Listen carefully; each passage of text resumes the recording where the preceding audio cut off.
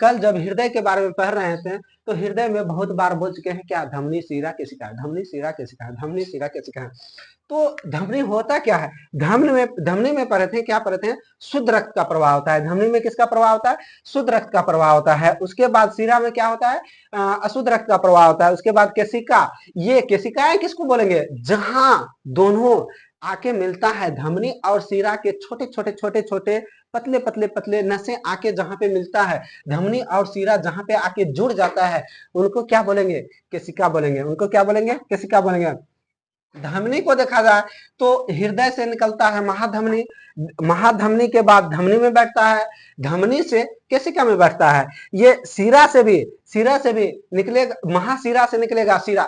Sorry, एक चीज कल बताने के लिए भूल गए थे, महाशिरा, पश्चिम महाशिरा और अग्र महाशिरा, पश्चिम महाशिरा और अग्र महाशिरा बोल रहे थे, लेकिन लिखने के लिए भूल गए थे। थोड़ा हम भी वीडियो देखें तो हमको पता चला कि पश्चिम महाशिरा और अग्र महाशिरा लिख दिए हैं, पश्च शिरा और अग्र शिरा लिखते हैं और महा लगाने के लिए भूल गए थे। तो क्या होता है, हृदय में जो बताए थे, इस प्रकार से जो हृदय में बताए थे, बनाने के लिए नहीं आता है थोड़ा, लेकिन समझ के चलना। क्या, देखो इसको मत समझना, भावनाओं को समझना। ये यहां से जो निकला था, यहां से जो निकला था, क्या बता रहे थे, यहां से जो निकला था क्या बता रहे, अग्र महाशिरा, ये इसमें लिखा होगा अग्र शिरा। तो ये अग्र महाशिरा दो निकलते हैं, जो अपर बॉडी का ब्लड लाके आलिंद में डालता है। उसके बाद ये यहां से निकलता है क्या, यहां से निकलता है क्या, पश्चिम महाशिरा, पश्चिम महाशिरा, जो कि निचला बॉडी का ब्लड लेके आके आलिंद में डालता है। और इसके बारे में बताया था, यहाँ कपाट पाया जाता है, यहाँ कपाट पाया जाता है, इसमें दो कपाट पाया जाता है। इनके बारे में पढ़ा चुके हैं, अगर आप पिछला वीडियो नहीं देखे हैं तो उसमें जाके देखिए। आज धमनी, शिरा और केशिकाएं के बारे में पढ़ेंगे। और अगर हृदय को समझने में कोई तकलीफ आ रहा हो तो कमेंट करें, उनमें फिर से और सरल तोड़ के और बताने का कोशिश करेंगे। अगर दिक्कत आए तब, ना दिक्कत आए तो उन्हीं से समझने का कोशिश करें, ठीक ना। तो धमनी किसको बोलेंगे, जिसमें शुद्ध, पहले रक्त वाहिनी, पहले परिसंचरण तंत्र पढ़ रहे हैं तो परिसंचरण तंत्र के बारे में दो चार शब्द जान रहे हैं क्या। परिसंचरण तंत्र, जिसमें तंत्र तंत्र तंत्र तंत्र तंत्र तंत्र क्या होता है, तंत्र क्या होता है, पहले तंत्र के बारे में समझ लेते हैं। ये अगर देखा जाए तो क्या बोलते हैं, प्रत्येक जीव का निर्माण एक कोशिकाओं से होता है। प्रत्येक जीव का निर्माण, थोड़ा सा ले रहे हैं, तुरंत खत्म हो जाएगा, समझने के लिए थोड़ा सा पीछे जानकारी कर रहे हैं, क्योंकि तंत्र तंत्र बोल रहे हैं तो तंत्र के बारे में जानना पड़ेगा। परिवहन तंत्र पढ़ रहे हैं तो परिवहन तंत्र जो बोल रहे हैं, तंत्र के बारे में जान, परिवहन के बारे में तो जान गए हैं कि जैसे रक्त परिवहन तंत्र बोल रहे हैं, जिसमें रक्त का प्रवाह होगा उसको रक्त परिवहन तंत्र बोलेंगे। जल परिवहन तंत्र बोलेंगे, जिसमें जल का प्रवाह होगा उसमें जल परिवहन तंत्र बोलेंगे। परिवहन तंत्र दो प्रकार के होता है, एक खुला, अगर रक्त परिसंचरण देखा जाए तो दो प्रकार का होता है, एक खुला रक्त परिसंचरण, एक बंद रक्त परिसंचरण तंत्र।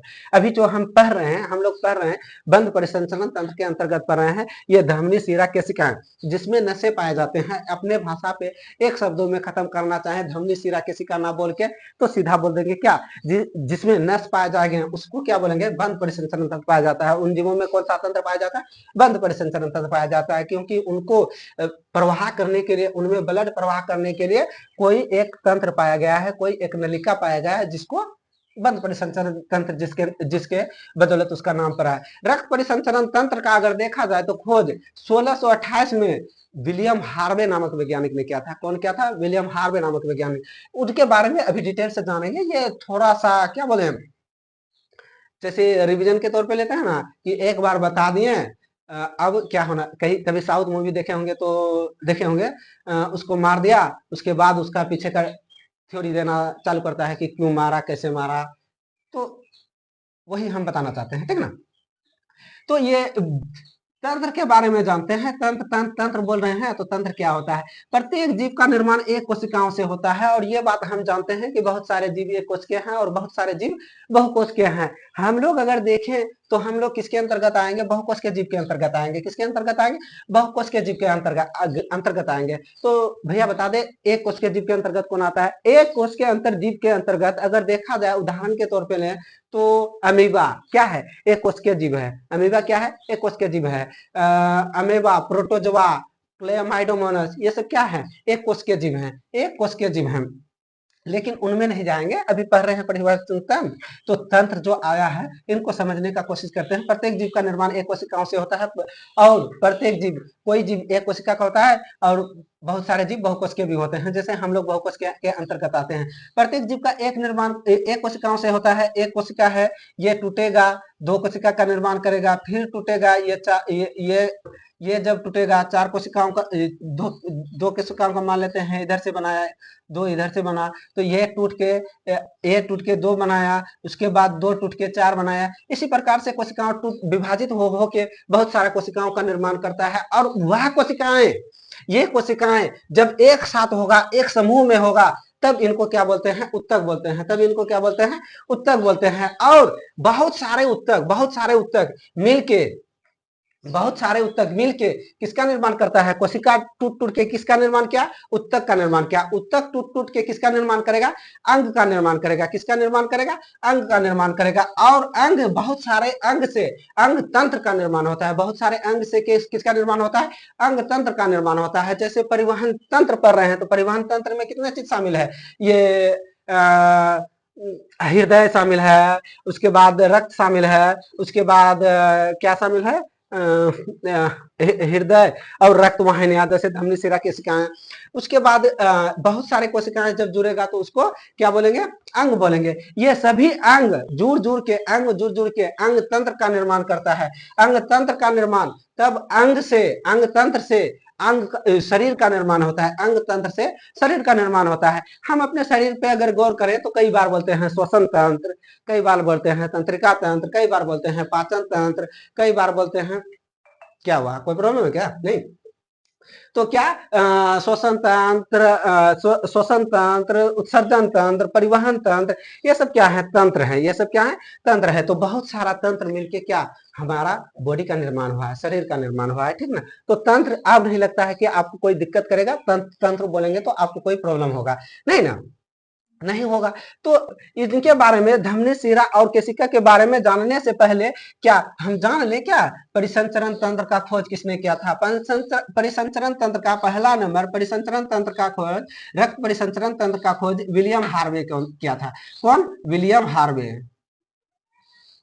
विलियम हार्वे कब किया था, तो 1628 में। रक्त परिसंचरण तंत्र का खोज किसने किया था, तो विलियम हार्वे। कब किया था, तो 1628 में, ठीक। रक्त परिसंचरण तंत्र के अंतर्गत अब अगर देखा जाए तो रक्त परिसंचरण तंत्र दो प्रकार के होते हैं। रक्त परिसंचरण तंत्र क्या होता है, दो प्रकार के होते हैं। दो प्रकार के, पहला क्या, खुला रक्त परिसंचरण तंत्र, खुला रक्त परिसंचरण तंत्र। दूसरा क्या, बंद परिसंचरण तंत्र। इसमें लिख दे क्या, खुला रक्त परिवहन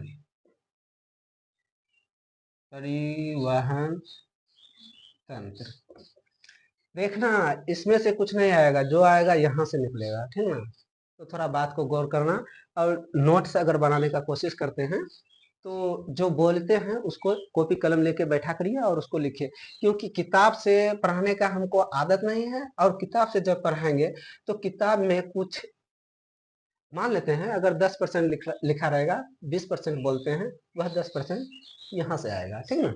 अगर इसलिए किताब से नहीं पढ़ाते हैं, इस तरह से पढ़ाएंगे तो पूरा बात पढ़ा देंगे। अगर किताब से देखेंगे ना, तो आप मान लेते हैं 10 क्लास का पढ़ा रहे हैं, तो आप अगर किताब से देखेंगे, तो किताब से देखकर अगर पढ़ाएंगे तो हो सकता है कि कुछ उसमें रहे, कुछ ना रहे। तो ज्यादा जानना कोई गलत बात नहीं है, लेकिन अगर किसी के बारे में नहीं जान रहे हैं, कम जान रहे हैं, तो हो सकता है वह पूछ दे, ठीक ना। इसलिए इस तरह से बता रहे हैं। हालांकि आप किताब देखिए, और कोई प्रॉब्लम हो तो कमेंट्स करके बताइए, ठीक ना।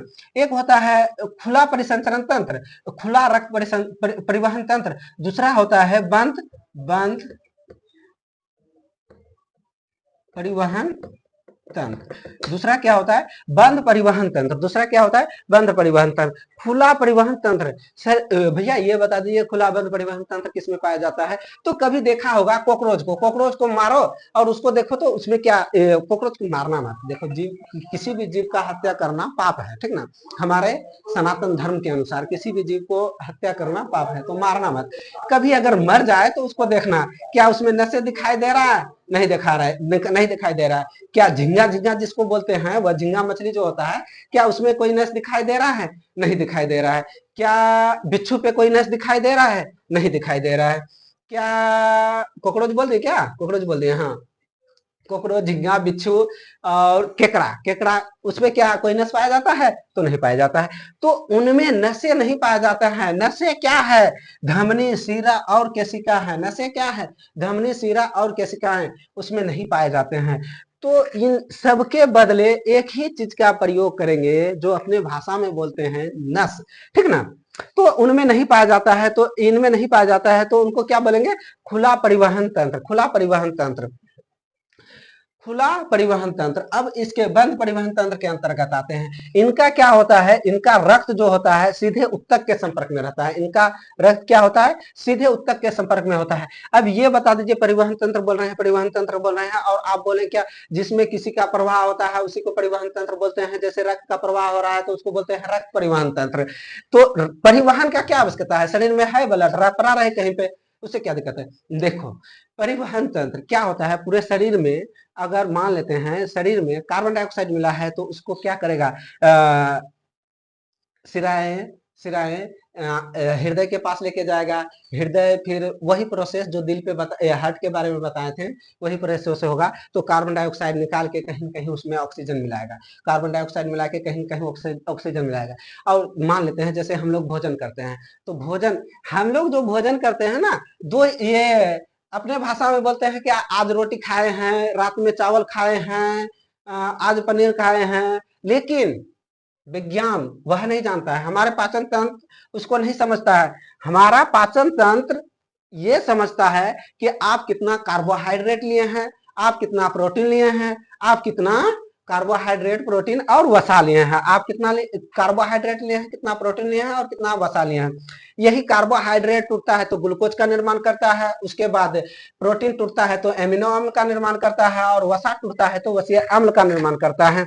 और ये सब जगह जगह जगह जगह कैसे पहुंचता है? तो यही परिवहन तंत्र के द्वारा पहुंचता है, ब्लड के द्वारा पहुंचता है जगह जगह, ठीक ना। ठीक, तो इसके लिए हमको आवश्यकता पड़ता है परिवहन तंत्र का, ठीक ना। कि जब परिवहन नहीं होगा तो ग्लूकोज कैसे कहाँ पहुंचेगा, ठीक ना। ग्लूकोज कैसे कहाँ पहुंचेगा, ठीक।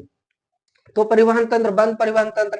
बंद परिवहन तंत्र के अंतर्गत अगर देखा जाए तो बंद परिवहन तंत्र के अंतर्गत जैसे मनुष्य में देखो तो उसमें नसें पाए जाते हैं, यानी धमनी, शिरा और केशिका पाए जाते हैं, उसको क्या बोलेंगे? बंद परिवहन तंत्र। उसके बाद घोड़ा को देखो, उसमें भी नसें पाए जाते हैं, उसमें भी धमनी, शिरा, केशिकाएं पाए जाते हैं, तो उसको भी क्या बोलेंगे? बंद परिवहन तंत्र। उसके बाद इस तरह से कई उदाहरण ले सकते हैं, तो उसमें क्या पाया जाता है? बंद परिवहन तंत्र, बंद परिवहन तंत्र। तो इतना बात समझ में आया।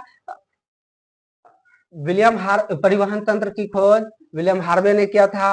परिवहन तंत्र दो प्रकार के होता है, खुला रक्त परिवहन तंत्र, बंद रक्त परिवहन तंत्र। उसके बाद आते हैं अब धमनी, शिरा और केशिका में। धमनी, शिरा और केशिका में, धमनी, शिरा और केशिका में अगर देखा जाए, धमनी, शिरा और केशिका में अगर देखा जाए तो क्या बोलेंगे? धमनी में शुद्ध रक्त का प्रवाह होता है। धमनी में किसका प्रवाह होता है? शुद्ध रक्त का, शुद्ध रक्त का। धमनी में किस रक्त का प्रवाह होता है? शुद्ध रक्त का प्रवाह होता है। शिरा में किस रक्त का प्रवाह होता है? अशुद्ध रक्त का प्रवाह होता है। ठीक है, आपके मन में जो चल रहा है उसका भी समस्या ढूंढेंगे। आपके मन में चल रहा होगा सर एक अपवाद होता है जिसमें धमनी रहते हुए उसमें अशुद्ध रक्त का प्रवाह होता है, एक शिरा होता है वह धमनी रहते शिरा होते हुए उसमें अशुद्ध रक्त का प्रवाह होता है। तो आप वह हार्ट वाला वीडियो, हार्ट यानी दिल, हृदय वाला जो वीडियो डाले हैं ना, उसको जाके देखिए, आपको समझ में आ जाएगा कि अपवाद क्या होता है। अपवाद कुछ नहीं होता है, सिर्फ कॉन्सेप्ट का कमी था। क्या ये हृदय से इसके फेफड़ा की ओर ले जा रहा है रक्त को, और वह फेफड़ा से हृदय की ओर रक्त लेके जा रहा है, जिसके कारण शुद्ध और अशुद्ध होते हैं, जिसको अपवाद में लेते हैं, ठीक ना। तो एक बार यहाँ पे रिपीट कर देते हैं। पाल्मोनरी धमनी होता है जो अशुद्ध रक्त का प्रवाह करता है। धमनी का अपवाद क्या है? पाल्मोनरी धमनी, जो कि अशुद्ध रक्त का प्रवाह करता है। क्या करता है? अशुद्ध रक्त का प्रवाह करता है। और शिरा में क्या होता है? अशुद्ध रक्त का प्रवाह होता है। शिरा में क्या होता है? अशुद्ध अशुद्ध रक्त का, अशुद्ध रक्त सिरा में क्या होता है उतना नहीं लिखने का जरूरत है। सिरा में क्या होता है, अशुद्ध रक्त होता है। सिरा में क्या होता है, अशुद्ध रक्त होता है। इसका एक अपवाद होता है, अगर आप लिखना चाहते हैं तो लिख लीजिए, नहीं तो अपवाद उपवाद कुछ नहीं होता है। दिल वाला वीडियो जब देखेगा ना, हार्ट वाला वीडियो, हृदय वाला वीडियो, तो समझ में आ जाएगा अपवाद क्या होता है और क्या नहीं होता है, ठीक ना।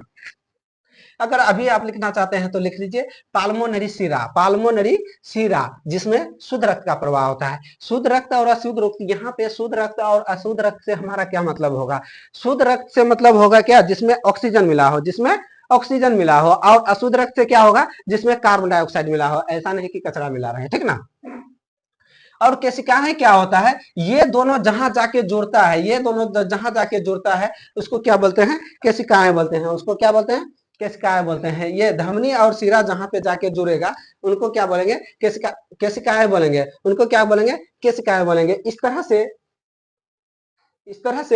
से जुड़ा रहता है, इस तरह से जहां पे जुड़ा रहता है उनको क्या बोलते हैं, केशिकाएं बोलते हैं। ये केशिकाएं, ये इसको अगर धमनी मान लेते हैं, इसको अगर सिरा मान लेते हैं, तो ये धमनी और सिरा आगे चल के केशिका के रूप में बदलता है, और ये केशिकाएं ही धमनी और सिरा को आपस में जोड़ता है। केशिकाएं ही धमनी और सिरा को आपस में जोड़ने का काम करता है। केशिकाएं ही क्या करता है, धमनी और सिरा को आपस में जोड़ने का काम करता है, जिससे ये अगर क्या है, ये धमनी है, ये सिरा है, तो इससे अगर अशुद्ध रक्त आया तो ये धमनी क्या, ये क्या कर, इससे अगर शुद्ध रक्त आया तो ये इससे सिरा में कैसे जाएगा, इसमें अगर अशुद्ध रक्त आया, इसमें अगर अशुद्ध रक्त आया तो ये सिरा के पास जाएगा, तब ना ये हट में लेके जाएगा।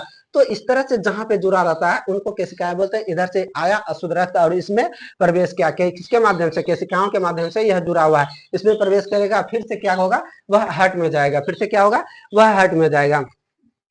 अब कई बार देखा जाए तो धमनी का व्यास, व्यास अगर देख लें, दोनों पे अगर व्यास देख लें, व्यास क्या मोटाई देख लें, तो इसको तो जानते हैं कि सबसे पतला होगा, ये इसको जानते हैं क्या, सबसे पतला होगा, यह सबसे पतला होगा। अगर ये धमनी के बारे में जानने का कोशिश करें तो धमनी से भी इसका व्यास क्या होता है, सिरा का व्यास बड़ा होता है। सिरा का व्यास धमनी और सिरा में, सिरा का व्यास क्या होता है, बड़ा होगा। सिरा का व्यास क्या होगा, बड़ा होगा। किसके तुलना में, धमनी के तुलना में क्या होगा, तो धमनी का व्यास क्या होगा, छोटा होगा। धमनी का व्यास छोटा होगा। इन दोनों से जब तुलना करेंगे तब ये तो सबसे छोटा है ही, इसका व्यास सबसे छोटा है ही, इसमें कोई शक नहीं है, ठीक ना। लेकिन इन दोनों में देखा जाए तो इनका व्यास बड़ा होता है, सिरा का व्यास बड़ा होता है और धमनी का व्यास छोटा होता है, जिनके कारण अगर देखा जाए तो धमनी में प्रेशर अधिक होता है। धमनी में प्रेशर अधिक होता है, किसके मामला में, सिरा के मामला में। धमनी में प्रेशर अधिक होता है, इसलिए इनमें अगर देखा जाए तो कपाट नहीं पाए जाते हैं। अगर इस तरह से मान लेते हैं ये सिरा है, तो इनमें एक कपाट जो पाए जाते हैं, तो इनमें सिरा में कपाट पाए जाते हैं। इस तरह से कपाट पाए जाते हैं। मान लेते हैं इधर से ब्लड आ रहे हैं, इधर से ब्लड आ रहे हैं, इधर से ब्लड आ रहे हैं, मान लेते हैं ये सिरा है, और इसमें इस प्रकार से कपाट पाए जाते हैं, इस प्रकार से कपाट पाए जाते हैं। अगर इधर से ब्लड जा रहा है, इधर से ब्लड जा रहा है और इधर निकल गया, तो ये कपाट क्या होगा, ठेल के गया ब्लड, और ये कपाट आपस में फिर से बंद हो जाता है, क्योंकि इसका व्यास अगर अधिक है, इसका व्यास अधिक है, तो कहीं ना कहीं हमारे प्रभु को डर था कि ये ब्लड ऊपर जाएगा, कहीं फिर से पीछे ना आ जाए। इसके लिए इनमें क्या पाए जाते हैं, कपाट पाए जाते हैं, कि ब्लड एक बार इधर से निकल गया तो भगवा आगे जाओ, पीछे आने का जरूरत नहीं है, ये कपाट आपस में बंद हो जाते हैं। लेकिन ये धमनी में प्रेशर क्या होता है, अधिक होता है, जिनके कारण इनमें कपाट नहीं पाए जाते हैं। प्रेशर अधिक होगा, प्रेशर अगर समझना चाहते हैं ना तो ये फिजिक्स का है, लेकिन अगर ठीक है थोड़ा सा समझा देते हैं। ये कुछ उदाहरण लेके समझा या प्रेशर को ही समझा दे। दाब, प्रेशर मतलब होता है दाब। दाब क्या होता है, एकांक क्षेत्रफल पर लगने वाले बल को किससे मापते हैं, न्यूटन से मापते हैं। तो एफ फोर्स और ये एरिया, दाब बराबर क्या होता है, एकांक क्षेत्रफल पर लगने वाले बल को दाब कहा जाता है। एकांक क्षेत्रफल पर लगने वाले बल को क्या कहते हैं, दाब कहते हैं। अब ये क्षेत्रफल क्या, ये यहाँ पे क्या एरिया, इसको क्षेत्रफल नहीं बोल सकते हैं, तो इसका एरिया, इसका व्यास अधिक है, इसका मतलब इसका क्षेत्रफल अधिक है। क्षेत्रफल अधिक होगा तो दाब क्या होगा, कम होगा। दाब क्या होगा, कम होगा। अगर ये क्षेत्रफल अगर कम होगा, क्षेत्रफल कम होगा तो दाब क्या होगा, अधिक होगा। दाब क्या होगा, ये क्षेत्रफल ये इतना बड़ा है, ये मान के चलते हैं क्या, ये सिरा है, ये सिरा है, और इधर बना देते हैं ये धमनी है, ये क्या है, धमनी है। तो इसका एरिया क्या है, इसका एरिया छोटा है, ये क्या है, धमनी है, धमनी है। इसका एरिया क्या है, कम है, इसका एरिया क्या है, ज्यादा है, इसका एरिया ज्यादा है। ये अगर अधिक हो गया, अगर ऐसे भी समझ में ना आता है तो कोई कुछ उदाहरण लेके चले क्या, कुछ उदाहरण लेके चलते हैं, ठीक ना। मान लेते हैं क्या, दाब बराबर, मान लेते हैं क्या, फोर्स दोनों पे क्या है, इक्वल है। एरिया को ऊपर नीचे कर रहे हैं तो फोर्स तो इक्वल रखना पड़ेगा। फोर्स मान लेते हैं क्या, 10 न्यूटन का मान लेते हैं, 10 न्यूटन का मान लेते हैं, और इसका एरिया मान लेते हैं क्या, 5। इसका एरिया मान लेते हैं 5 सेंटीमीटर, 5 मीटर, कुछ भी मान लेते हैं, ठीक ना। तो इनसे काटपीट करेंगे तो दाब कितना आएगा, 2 आएगा। अब इसका क्षेत्रफल अधिक है और दाब तो वही लग रहा है, बल क्या लग रहा है, वही लग रहा है, 10 न्यूटन का लग रहा है। एरिया बाहर रहा है, एरिया मान लेते हैं यहाँ पे क्या हो गया है, 6 हो गया है। एरिया एरिया क्या हुआ, किसका मान रहे थे यार, इसका एरिया बढ़ाना है, इसका एरिया इसको लेते हैं, इस धमनी को लेते हैं, इसका एरिया मान लेते हैं क्या, 10 है। इसका 10, बल क्या है, 10 है, एरिया क्या है, 5 है, एरिया 5 है। तो क्या आया, 2 पास्कल आया। दाब का ऐसे मात्रक पास्कल होता है, तो 2 पास्कल आया। इसका दाब कितना आया, 2 पास्कल आया। अब इसमें देखते हैं इसका एरिया क्या है, अधिक है, और बल क्या वही 10 न्यूटन लग रहा है। अगर मान लेते हैं इसका एरिया 6 है, तो काटपीट करेंगे तो कहीं 2 से कहीं ना कहीं कम निकलेगा, 2 से क्या निकलेगा, कम निकलेगा, 2 से कम निकलेगा। मतलब एरिया बढ़ेगा तो प्रेशर क्या होगा, घटेगा। एरिया बढ़ेगा तो प्रेशर घटेगा, और एरिया एरिया घटेगा तो प्रेशर क्या होगा, बढ़ेगा। ऐसे साधारण तौर में भी देख सकते हैं। अगर क्या बोलते हैं, किसी गाड़ी बाइक वगैरह को धोना रहता है तो उसको पाइप का क्या करते हैं, मुंह बंद कर देते हैं, थोड़ा सा टिक देते हैं, ताकि उसका क्या कर रहे हैं, कहीं कहीं फिजिक्स का प्रयोग कर रहे हैं, उसका एरिया कम कर रहे हैं ताकि प्रेशर अधिक हो जाए, एरिया कम रहे तो ताकि प्रेशर अधिक हो जाए। अब ऐसे अगर छोड़ देते हैं तो उसमें देखोगे तो प्रेशर नहीं होता है, क्यों, उसमें एरिया ज्यादा हो गया। और उसी को फिर से बंद थोड़ा सा एरिया घटा दो, ऐसे मतलब क्या बोले, ऐसे पिचका दो तो पता चलेगा कि प्रेशर अधिक हो गया, प्रेशर अधिक हो गया, मतलब तेजी से पानी क्या कर रहा है, बाहर गिर रहा है। तो वही बात होता है, धमनी में प्रेशर अधिक होता है। धमनी में प्रेशर अधिक होने के कारण क्या है, एरिया कम है। एरिया कम होने के कारण क्या है, प्रेशर कम है। और इसमें एरिया अधिक होने के कारण क्या है, प्रेशर कम है, जिनके कारण इनमें क्या पाया जाता है, कपाट पाया जाता है। क्या पाया जाता है, कपाट पाया जाता है, ताकि ब्लड ऊपर जाए तो फिर से वापस ना आ जाए, ठीक ना। और इसमें कपाट नहीं पाया जाता है क्योंकि इसमें प्रेशर, अधिक प्रेशर से ब्लड क्या होता है, आगे निकलता है, अधिक प्रेशर से ब्लड आगे निकलता है। तो क्या धमनी, सीरा, केशिका, धमनी और सीरा पे अंतर पूछे तो क्या आप बता सकते हैं, बता सकते हैं। तो हाँ, जितना बात बोले उतना बात बता सकते हैं सर, सर भैया बोला तो उतना चीज बता सकते हैं, ठीक ना। तो कुछ छूटा क्या, एक बार ध्यान पे करके देख ले क्या। ये क्या था, सीरा, धमनी हो गया, सीरा हो गया, केशिका हो गया। ब्लड के बारे में पढ़ना है। रक्त परिसंचरण तंत्र की खोज विलियम हार्वे ने किया था 1628 में। रक्त परिसंचरण तंत्र 2 प्रकार के होते हैं, एक खुला परिवहन तंत्र, एक बंद परिवहन तंत्र। खुला परिवहन तंत्र कॉकरोच, बिच्छू, झींगा, केकड़ा इत्यादि में आते हैं। और बंद परिसंचरण तंत्र जिनमें नसें पाए जाते हैं, जिनके प्रवाह के लिए कुछ धमनी, सिरा, केशिका पाए जाते हैं, उनको बंद परिसंचरण तंत्र बोलते हैं। उदाहरण के तौर पर मनुष्य, घोड़ा, बकरी, बिल्ली, ये सब जितने भी हैं बंद परिसंचरण तंत्र पाए जाते हैं, ठीक। ठीक हो गया, ठीक। अब इससे आगे वाले वीडियो में अगर कुछ छूट गया हो, मेरे दिमाग से उतर गया हो, तो आप कमेंट्स करके बताने का कोशिश करिएगा, ठीक है। अब इससे आगे वाले पार्ट में बताएंगे रक्त के बारे में। अभी तब तक के लिए बाय बाय।